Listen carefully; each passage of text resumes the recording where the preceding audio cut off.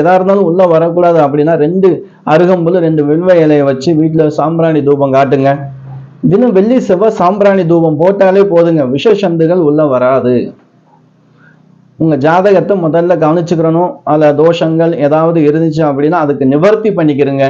இல்ல அப்படின்னா நீங்க அந்த வீடு வாங்கியிருக்கீங்க இல்லையா, அந்த வீடு சர்ப்ப புத்து இருந்த இடமா கூட இருக்கலாம். அடிக்கடி வருது அப்படின்னா அந்த இடத்துல ஆரம்ப நிலையில, ஏன்னா நம்ம ஒரு பிளாட் வாங்கி போறோம், ஒரு வீடு வாங்கி போறோம், வீடு கட்டுறோம், அந்த நிலத்துல ஆரம்ப காலத்துல அந்த புத்து இருந்திருக்கலாம், அதை இடிச்சு வீடு கட்டி இருந்திருக்கலாம். அப்படி இருந்தாலும் அந்த பூமியுடைய மண்ணை ஒரு பிடி வெள்ளிக்கிழமையில இல்ல பௌர்ணமியில அமாவாசையில எடுத்து ஒரு அம்மன் கோவிலுக்கு கொண்டு போய், சிவாலயத்துக்கு கொண்டு போய் அங்கே குளங்கள் இருந்தால் அந்த குளத்துல அந்த மண்ணை போட்டுட்டு பிரார்த்தனை பண்ணிக்கிறங்க. எங்க மனையில எந்த தோஷம் இருந்தாலும் அதை நிவர்த்தி செஞ்சுட்டாங்க அப்படின்னா எந்த சுவாமி கிட்ட போய் எந்த குளத்துல போய் போடுறோமோ அந்த தேவதை கிட்ட வேண்டிக்கிறங்க. அதாவது